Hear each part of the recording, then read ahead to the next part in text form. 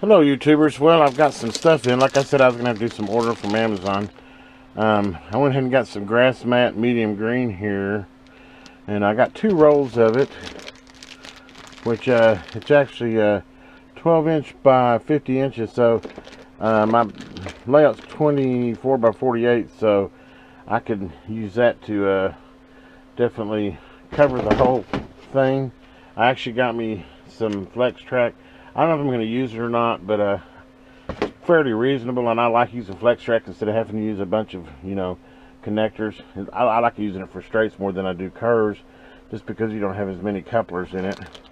I also got me some pins for pinning down the stuff, as you work along, and I got me some track bed from Woodland Scenes. I've never tried this rubber before, but everything I was reading out there, it was highly recommended. I know cork, the bad thing with cork is it tends to dry up, and they're saying this won't dry up, so I'll go ahead. I'm planning on using it this time and see how that lays out. It'll definitely quieten it down, I know, and by the time you do your bedding on your track, you're not really going to see that much of it. But anyway, I just kind of wanted to go over some stuff I ordered. I also want to kind of go over what my layout is. I didn't realize it, but that's a big part of it. And usually I've always in the past, I've just kind of got a box of track and a board and started laying it down. But I found this program out there, and I kind of was reading through the forums, and a lot of people suggested it, and I really like it.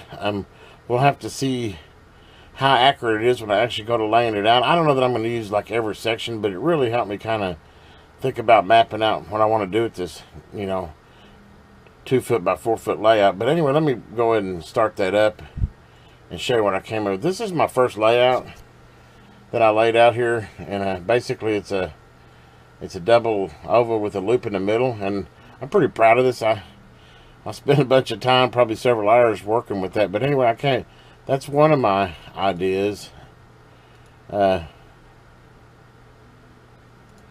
Whoops. I came up with this one, which is just it seems like it'd be simpler, but actually it's it's just a double loop with the switches. Of course, with this you'd be able to switch in and out of the tracks, but actually with my other one you can do the same. But this was the first one I worked up, and I felt like I wasn't using enough real estate. I had a lot of open here. I mean, I guess this is kind of for traditional. And then I came up, this is the second one I came up, which, as you can see, it has an in and out. It's got the loop too. This is the first generation of, thinking about building a loop in the middle, which I thought would be kind of cool. I don't know if I want to do maybe a hillside in the middle and then kind of build the town around the outside. I don't know. It's kind of, anyway, I think the loop in the middle is kind of cool.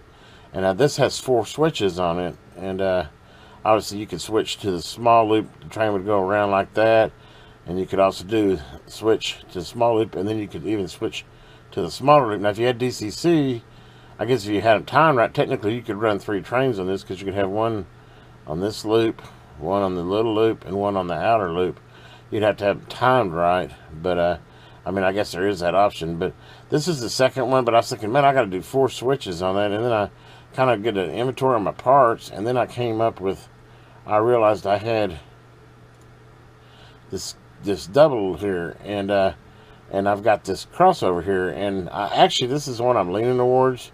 I don't know yet if this is one. I'm going to start kind of laying the track out on the board and see what it comes out like. But I really like this. It's a lot of track, but it's a really simple design. If you look at it, really, you've only got 1 switch. And with 1 switch, I could run a train to the outside and run it all around the outside loop, as you could do that. So that would give you an outside loop. And you could do this, and that would give you a crossover to the outside.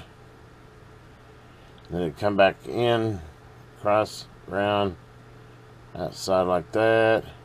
And then you could switch it like this. And then that gives you to where you go around and around and around and around.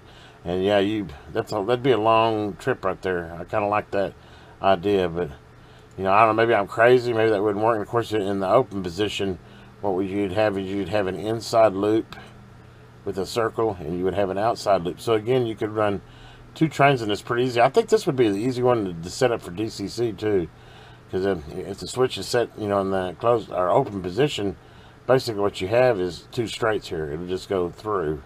So that would give you an inside oval with a loop and a big outside oval. But anyway, I just kind of, this is episode 4, and I hadn't forgot about it. I've really been working on it, but I had to wait for the stuff to get in. I needed glue and the matting. I got a couple questions too. Maybe y'all can answer. I'd be happy if you post it on my video. But should I lay the mat down over the whole board and then lay the track over the mat, or should I do the track bed, lay the track, and then cut the grass or the, you know, my green mat that I showed you around it? It seems like the easiest way would be just to go ahead and mat the whole thing, but I don't know how good the track bed will stick to the mat, so maybe you guys know that. But anyway, this is episode 4, and the next one I'm gonna go ahead and actually, my plan is to go ahead and get all my track together and kind of start, actually, I'm gonna lay out these designs and see how they actually, because I know this is on paper, and the next thing I want to do is kind of lay it out and see exactly what it's going to look like on the wood. But please subscribe and wait for episode 5 coming up. This is Electron Man.